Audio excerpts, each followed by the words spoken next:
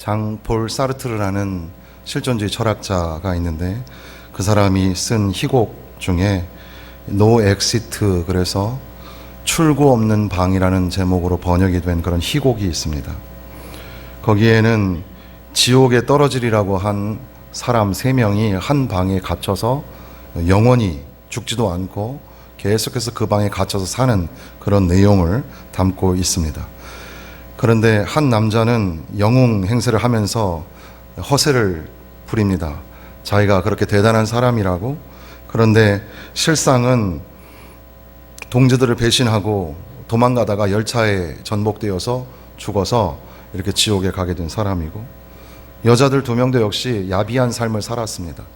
그래서 그 방 안에서 감추어지는 것이 하나도 없는 그 방 안에서 은밀한 죄들이 서로 억지로 짜여지는 그런 내용이 바로 그 출구 없는 방의 내용인데, 결국 사르트르가 하고 싶었던 이야기는 지옥이라는 것, 곧 나와 함께하는 그 다른 사람, 그 사람이 지옥이다, 이런 표현을 하면서 공간으로서의 지옥이 아니라 사람과의 관계에서의 지옥을 설명을 하는 거죠.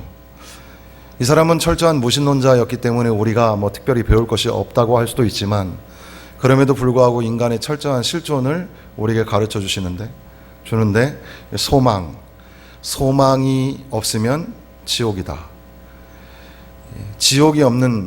소망이 없는 곳은 지옥이다. 이것을 가르쳐 주고, 소망이 있으려면 생명이 있고 살아있음이 있는데, 만약에 소망이 없는 것은 죽은 것과 같고 생명이 없는 것과 같다. 그것을 역설적으로 우리에게 가르쳐 주시기도 합니다. 하나님의 이 커다라신 그 영역에 비해서는 사르트르가 본 것이 매우 작은 것에 불과하지만, 그럼에도 불구하고 우리 인간이 얼마나 필사적으로 소망이 필요한가, 이런 것들을 역설적으로 표현하는 것이죠. 베드로는 소망에 관한 편지를 쓰고 있습니다. 1장 3절에 이미 산 소망이 있게 하시며 소망에 관한 이야기를 언급을 하고 있는 거죠. 사람들은 소망이 없기 때문에 때로는 요행을 바라기도 합니다. 요행을 바라다라는 수거가 영어에 hope against hope라고 하는데, 직역하면 소망에 대하여 소망하다, 이런 말이 될 겁니다. 그런데 사람들이 정작은 소망이 없으니까, 진짜 장래의 영광을 바라보거나 천국의 소망이 없으니까 그저 이 땅에서 요행을 바라면서 살아간다는 거죠. 그런 소망은 썩어질 소망이죠. 그러나 베드로는 살아있는 소망, 우리에게 생명이 되시고 구원이 되시는 예수 그리스도를 향하신 그 소망을 가지고 있게 되었고, 그래서 이제 성도들에게 그 산 소망에 관하여서 말하고 있는 겁니다. 사실 예수님이 십자가에 죽으셨을 때 베드로는 소망이 다 꺾여버렸습니다. 자기가 예수님을 부인했고, 그로 인하여 예수님이 체포당하고 죽임을 당했기 때문에 그에게는 말할 수 없는 절망이 있었습니다. 보통 지난밤에 절망이 있었다 할지라도 아침이 되면 또 새로운 희망으로 살아갈 수 있는데, 이 새벽 여명마저도 베드로에게는 희망이 아니었습니다. 우러제치는 닭 울음소리에도 다시금 주님의 말씀이 기억나서 다시금 절망하게 되고, 아무런 소망 없이 자기의 가슴을 찢으면서 애통해야만 했습니다. 그런데 예수님께서 사흘 만에 살아나셨고 베드로에게 나타나셨고, 살아계신 하나님, 부활하신 주님으로 베드로에게 나타나셨습니다. 그 살아계신 주님을 만나게 되고, 그로 인하여 이제 베드로의 삶에 새로운 살아있는 소망이 생겨나게 된 겁니다. 바로 베드로에게 있어서의 산 소망은 예수님이었습니다. 그래서 부활하시고 영광으로 들어가신 예수님을 기억하면서 그렇게 부활하게 하신 하나님을 찬송한다고 이 베드로전서를 시작하고 있는 겁니다. 또한 하나님은 우리의 소망을 유지시켜 주시기도 하고, 그렇기 때문에 예수 그리스도 안에서 우리가 시련을 당하지만 그럼에도 불구하고 기뻐할 수 있도록 우리에게 은혜를 허락하여 주신다는 겁니다. 그래서 6절 말씀에 보면 오히려 기뻐하는도다 라는 말이 나오는데, 이것은 로마서에서 우리가 환난을 당하여도 또 인내하고 연단하고 소망하는 과정을 말씀하셨던 것처럼, 이제 우리에게 연단이 있고 시험이 있지만 그럼에도 불구하고 기뻐할 수 있다. 이 개역개정 성경에는 드러나 있지 않는 단어가 이 안에서, 그 안에서 라고 번역할 수 있는 단어가 숨어 있습니다. 예수 그리스도 안에서 우리에게 소망이 되시는 예수님 안에서 도리어 우리는 크게 기뻐할 수 있다. 이렇게 베드로가 고백을 하는 겁니다. 우리의 소망, 그리고 또 하나님의 약속은 예수 그리스도 안에서 이루어진다고 설명을 하면서 이제 1장에서 이 소망이 가지고 있는 특징이 두 가지가 있는데, 하나는 준비됨이고 또 하나는 거룩함이다. 이렇게 요약을 해 볼 수가 있을 것입니다. 준비되다라는 말은 이제 13절 말씀에 보면, 그러므로 너희 마음의 허리를 동이고 근신하여 예수 그리스도께서 나타나실 때에 너희에게 가져다 주실 은혜를 온전히 바랄지어다. 온전히 바랄지어다 라는 말이 나옵니다. 근신하여, 허리를 동여서 주실 은혜를 온전히 바라다. 이 주실 은혜를 온전히 바라다 라는 말이 이 영어에는 set your hope fully 이렇게 되어 있습니다. 직역하면 너희의 소망을 온전히 고정시켜라 이런 말입니다. 소망을 흔들리지 않게 고정시켜서, 예수가 나의 소망인데 바로 예수님에게 소망을 고정시켜서 흔들리지 않게 하고 정신 차려서 근신하여서 깨어 있으라 이렇게 말씀하시는 겁니다. 세상에 썩어질 것이 아니라 구원의 능력이 되시는 우리의 예수 그리스도, 바로 예수님을 바라보는 소망을 붙잡고서 확실한 믿음 안에 거하며 살아가라는 말씀이죠. 정신 차리고 깨어 있어라, 근신하여 마음을 단련해라, 술 취하지 말라, 이런 것들이 같은 맥락에서 우리가 읽혀져야 할 것입니다.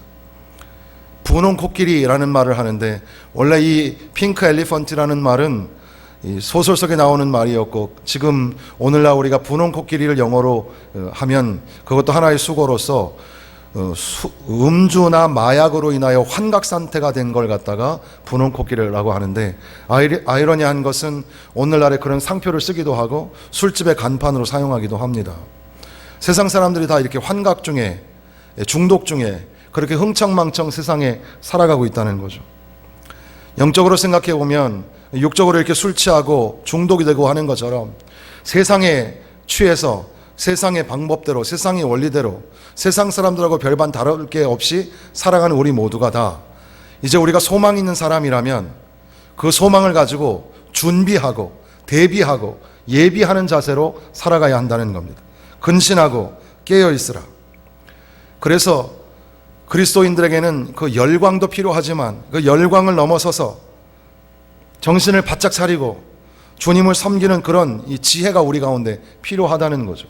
예수님께서 걸어서 귀신을 들린 자를 고쳐주실 때 그가 옷을 벗은 채 바닷가에서 귀신이 들어서 거칠게 날뛰는 모양이었지만 예수님을 만난 이후에 귀신이 나가고 그가 이제 정신이 온전하여지고 옷을 입게 되고 그리고 자기 마을에 다니면서 구원을 선포하게 되었던 것이 아마 베드로에게는 매우 인상적으로 기억되었을 것입니다. 그래서 예수님을 만나는 그 황홀경, 이제 그것을 지나서 더욱더 성숙한 믿음으로 나아가는 사람들은 소망을 가지고 항상 소망에 관하여 말할 것을 묻는 사람들에게 말할 것을 예비하고 준비하는 그런 자세로 준비하며 살아가야 한다는 뜻이죠. 우리가 조금 더 오늘 강조하고 싶었던 것은 거룩입니다. 베드로전서 전체가 거룩이라는 중요한 단어가 주제이지만 특별히 이 소망과 관련하여서 준비함과 함께 거룩함이라는 단어를 우리가 기억하게 됩니다. 14절 말씀에 그리고 15절 말씀에 기록이 되어 있기를 너희를 부르신 거룩한 이처럼 너희도 모든 행실에 거룩한 자가 되라. 기록되었으되 내가 거룩하니 너희도 거룩할지어다 하셨느니라. 하나님께서 거룩하시기 때문에 거룩한 하나님의 백성으로 우리가 부르심을 받았으므로 너희는 이제 거룩한 하나님의 자녀, 하나님의 백성이 되었다고 선포하고 있습니다. 그러니까 거룩한 하나님의 자녀로서, 하나님의 백성으로서 거룩한 삶을 살아가라는 거죠. 예수 그리스도 안에서 믿음으로 의롭다함을 받았습니다. 죽음에서 생명으로 옮겨졌습니다. 그렇기 때문에 이제 우리는 의롭다함을 입은 하나님의 친백성이 된 것이죠. 재판장은 누구입니까? 외모로 보시지 않고 각 사람의 행위대로 심판하시는 이를 너희가 아버지라 부른즉 너희가 나그네로 있을 때를 두려움으로 지내라. 외모로 보시지 아니하고 겉모양으로 보시지 아니하고 들리는 대로 보이지 아니하고 그 사람의 행위대로 보시는 하나님, 폐부와 심장을 살피시는 하나님, 하나님이 우리의 재판관이시고 하나님이 우리를 통치하고 다스리시는 것을 믿으시기를 바랍니다. 그렇게 하나님을 두려워하는데 그 재판관이신 하나님이 우리 아버지라. 유대인의 전통에서는 아버지가 재판관보다 더 높은 위치에 있습니다.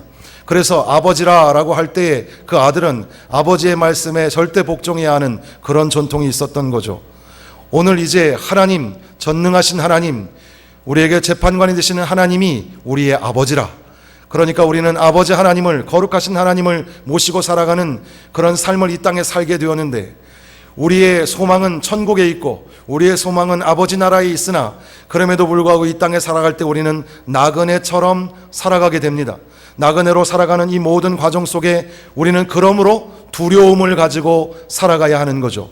우리를 재판하시고 우리를 통치하시고 우리를 다스리시는 분이 하나님이시기 때문에 하나님을 두려워하면서 하나님이 원하시는 삶을 살기에 부족함이 없도록 우리의 행실을 늘 조심하고 거룩하게 만들어 가야 할 것입니다. 폼페이의 벽화에 보면 그 당시에 세계가 얼마나 타락했는가 우리가 짐작해 볼 수 있고, 헐리우드판 영화가 우리에게 보여주는 것이 인간사가 얼마나 많이 타락했는가를 알 수가 있습니다. 우리가 만나게 되는 세상의 모든 영화나 드라마, 매스컴, 문화, 그리고 우리 주변에 널려있는 모든 것들이 향락과 또 타락, 방탕함을 보여주는 그런 것들이죠. 그렇게 우리는 나그네 인생을 살아가지만 그럼에도 불구하고 세상에 취해서 살아가지 아니하고 하나님을 두려워하면서 하나님을 바라보면서 그렇게 살아가라고 우리에게 말씀하시는 겁니다. 더군다나 세속화라는 것이 있습니다. 세속화라는 것은 하나님의 백성들이 하나님의 말씀으로 세상에 나가서 세상을 전복하는, 세상을 뒤집어 혁명을, 소위 우리가 말하는 개혁을 일으켜야 하는데, 그런데 도리어 교회 안에 슬그머니 세상의 법칙이 들어오고 세상의 원리가 들어오고 세상의 가치관이 들어와서 교회를 오히려 뒤집어 놓는 상태, 바로 이것이 세속화죠. 세속화가 우리 안에 얼마나 많습니까? 내 속에 얼마나 많습니까? 하나님 아닌 것들이 자리를 잡고 하나님의 말씀이 자리를 잡지 못하고 하나님을 바라보지 아니하고 헛된 우상에게, 썩어질 우상에게 절하며 경배하는 우리의 연약한 모습, 이 모든 것들에서 우리가 두려워하며 하나님을 경외하며 하나님이 거룩하신 것처럼 우리도 거룩하게 살아가라고 그렇게 말씀하시는 거죠. 그렇기 때문에 소위 우리가 엑스트라 테리토리알이라고 하는 치외 법권이라는 단어를 사용하게 되는데, 이것은 우리가 세상에서 세상의 규칙과 법칙을 가지고 살아갑니다. 우리도 역시 거기에 순종하고 살아가야 하지만 그럼에도 불구하고 그것보다 상위의 법칙이 있습니다. 그것은 하나님의 법칙이고 하나님의 뜻이고 하나님의 말씀입니다. 우리는 하나님의 뜻에 따라 살아가고 하나님이 기뻐하시는 일을 감당하며 살아가는 것이죠. 그런 의미에서 네오 테리토리알이라고 하기도 하는데, 새로운 법전, 그것이 오늘 우리에게 있으며 새로운 영토 안에 우리는 살아가고 있는 것, 하나님이 우리를 통치하시고 하나님이 우리를 다스리시기 때문에 우리는 하나님의 백성으로서 하나님의 뜻을 이루어가고 이 땅에서도 생명의 복음을 전파하며 살아가는 사명을 가지고 살아가게 되었다는 사실입니다. 그러므로 거룩함을 가지고 두려움을 가지고 살아가라는 말씀이죠. 그렇게 거룩한 소망을 우리가 가져야 한다고 할 때에 지금 우리가 읽고 있는 21절 22절의 말씀에 보면 믿음과 소망이 하나님께 있게 하셨느니라. 물론 그 다음 절까지 합치면 믿음, 소망, 사랑이라는 단어를 발견하게 될 것입니다. 우리는 예수 그리스도를 믿는 믿음으로 하나님께 소망을 두게 되었습니다. 우리가 믿는 것이 무엇입니까? 정말 위대한 믿음의 선진들이 우리에게 있었습니다. 우리 교회 60성상에 위대한 믿음의 선배들이 있었고 한국교회 또 세계 교회 역사 속에 믿음의 사람들이 있었습니다. 그러나 그것으로 끝나는 것이 아니라 오늘 우리들도 그러한 위대한 믿음의 사람들로, 믿음의 후손들로 살아가야 할 것입니다. 그러기 위해서는 날마다 우리 안에 예수 그리스도가 계신가, 예수 그리스도를 나는 믿음으로 영접하고 있는가, 예수님이 가라 하면 가고 예수님이 멈추라면 멈추겠는가, 날마다 예수 그리스도의 십자가를 바라보면서 예수님을 통하여서 도전받고 새로워지는 그런 믿음이 우리 가운데 있어야 할 것입니다. 아직도 예수님을 영접하지 못하고 예수님을 믿지 못하는 사람들이 계시면 예수님을 믿어야 천국 가는 것뿐 아니라 예수님을 믿어야 이제 우리의 삶이 거듭나게 되고 죄의 문제가 해결되고 과연 우리 안에 뚜렷하고 확실한 살아있는 소망을 만나게 될 것입니다. 예수 그리스도를 믿으십시오. 예수 그리스도를 따라가십시오.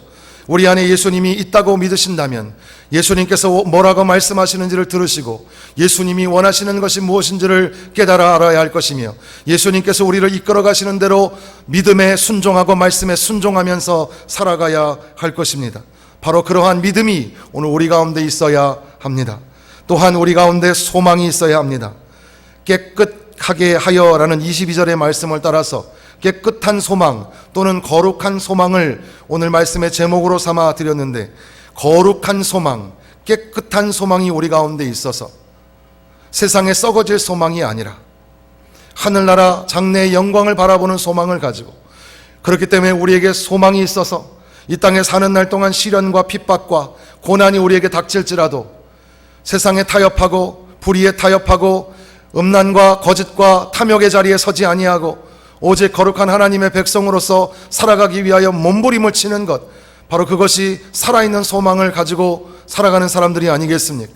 때로는 넘어지고 때로는 실패하는 것이 우리 인간이지만 그럼에도 불구하고 우리에게 소망이 되시는 예수 그리스도, 우리에게 소망의 길을 열어주신 예수 그리스도의 십자가를 바라보면서 믿음의 주여 우리를 온전하게 하시는 분이신 예수님을 생각하면서 그 소망의 발자취를 한 걸음씩 한 걸음씩 힘내어 걸어나가야 할 것입니다. 믿음이 있고 소망이 있는 사람이 과연 그 거룩한 소망을 어떻게 우리의 삶 가운데 실천하고 실현할 것인가? 그것이 바로 22절에 진리를 순종함으로 너희 영혼을 깨끗하게 하여 거짓이 없이 형제를 사랑하기에 이르렀으니 마음으로 뜨겁게 서로 사랑하라. 사랑이 무엇보다 중요합니다. 사랑이 최고라고까지도 하시는 바울 사도의 강조는 사랑이 그만큼 중요하기 때문입니다. 우리 가족 안에 사랑이 있어야 합니다. 서로 물고 헐뜯고 찢어내어서는 안 되고 서로 사랑해야 합니다. 교회 공동체가 그렇습니다. 예수 그리스도 안에서 서로 사랑하고 서로 안아주고 사랑하기 위해 뜨겁게 열정적으로 열심으로 사랑해야 합니다. 그것이 바로 믿음 있는 사람의 모습이고 소망 있는 사람의 모습입니다. 형제의 허물을, 자매의 잘못을 덮어주고 위로해주고 사랑으로 격려하고 끌어안아줄 수 있는 것, 바로 그것이 예수님의 마음이죠. 때로는 이것이 불가능하다고 생각이 들 때도 많습니다. 도저히 용서가 안 되고 화가 치밀 때도 있습니다. 그럼에도 불구하고 주께서 그렇게 우리에게 가르치신 바 그 말씀에 조금이라도 순종하고 조금이라도 따라가기 위하여 애쓰고 몸부림치는 형제 사랑, 그것이 없이는 가족이 구성될 수가 없으며 그것이 없이는 예수 공동체가 세워지지 못하고 생명의 복음의 말씀을 전할 수가 없습니다. 그러기에 사랑하는 성도 여러분, 뜨겁게 형제를 사랑하고 여기 함께하는 모든 가족들을 사랑으로 끌어안아 주셔야만 합니다. 생각해보면 우리는 모두 믿음이 있어야 합니다. 예수 믿는 믿음으로 살아가시기를 바랍니다. 우리에게는 소망이 있어야 합니다. 거룩한 산 소망을 가지고 살아가시기를 주님의 이름으로 부탁을 드립니다. 또한 사랑해야 합니다. 형제를 사랑하되 뜨겁게 사랑해야 합니다. 그런데 어떻게 이것이 가능할까? 가능할 것 같기도 하고 또 그렇지 않을 것 같기도 하고, 그럼에도 불구하고 오늘 이 근접 문맥 속에서 우리가 그 비결을 찾아낸다고 하면 22절 말씀에 보면 너희가 진리를 순종함으로, 23절에는 살아있고 항상 있는 하나님의 말씀으로, 또한 24절에는 풀은 마르고 꽃은 떨어지되 오직 주의 말씀은 세세토록 있도다. 마지막 절에 너희에게 전한 복음이 곧 이 말씀이니라. 4절에 동일하게 반복되고 있는 것은 하나님의 말씀, 세상에 썩어질 것이 아니라 시들고 메마라지는 것이 아니라 영원히 우리에게 함께 하시는 전능하신 하나님의 말씀, 살아있고 운동력이 있어 좌우의 날선검과 같이 일하여 혼과 영과 관절과 골수를 찔러 쪼개기까지 하시는 교훈과 책망과 바르게 함과 의로 교육하게 유익하신 말씀, 우리 발의 등이요 내 길에 빛이 되시는 하나님의 말씀, 바로 그 하나님의 말씀을 붙잡고 하나님의 말씀을 따라 살아갈 때 우리 안에 믿음이 날마다 새로워지게 되고 우리 안에 거룩한 산소망이 생기게 되며 형제를 사랑할 만한 용기가 우리 가운데 다시 한번 주어지게 됩니다. 우리의 삶의 결정, 우리의 삶의 선택의 기준이 무엇입니까? 바로 하나님의 말씀입니다. 하나님의 말씀이 가라 하면 가고 하나님의 말씀이 멈추라 하면 멈추십시오. 하나님의 말씀이 원하는 바가 무엇이며 하나님의 뜻이 원하는 바가 무엇인지를 알고 하나님의 말씀에 순종하여 하나님의 말씀을 지키려고 애쓰고 수고할 때 우리 안에 살아있는 믿음, 산 소망, 거룩한 소망이 생겨나며 형제를 자매를 용서하고 사랑할 만한 위대한 역사가 우리 가운데 일어나게 될 것입니다. 결국 우리 가운데 거룩한 소망이 있습니다. 예수 그리스도 안에서 우리에게 새겨진 이 소망 절대로 빼앗기지 않고 살아가야 할 것입니다. 하나님의 나라, 하나님의 은혜, 하나님이 나에게 말로 다할 수 없이 부어주신 그 자비와 긍휼과 은혜를 기억하며 우리 안에 다시금 예수 그리스도를 믿는 믿음을 세워나가시기를 부탁을 드립니다. 우리는 이 땅에 살며 또 때로는 수많은 환난과 역경을 지나고 코로나 바이러스가 언제 끝날지, 어떤 변종을 나타낼지, 그리고 앞으로의 삶이 어떤 위기가 찾아올지 우리는 알지 못하고 때로는 시련과 환난이 예고하고 찾아오면 참 좋겠는데 예고도 없이 불시에 찾아오는 여러 가지 많은 역경과 고난으로 인하여 가슴을 치며 답답할 때가 많지만 그럼에도 불구하고 우리에게 살아있는 소망이 있어서 거룩하고 깨끗한 소망이 있어서 우리에게 믿음의 주가 되시고 온전하게 하시는 분이신 예수 그리스도가 계셔서 다시금 믿음과 소망으로 이제 한 걸음씩 한 걸음씩 나아가게 되는 줄로 믿습니다. 말씀 붙잡고 서로 사랑하면서 하나님의 뜻이 이루어지기를, 장래의 영광을 만날 수 있기를, 그리고 소망이 되시는 예수님 앞에 서는 그날까지 여러분의 삶 가운데 믿음과 소망과 사랑이 새겨지고 세워지며 발현되어지기를 원하고 바라며 기도를 드립니다. 기도하겠습니다.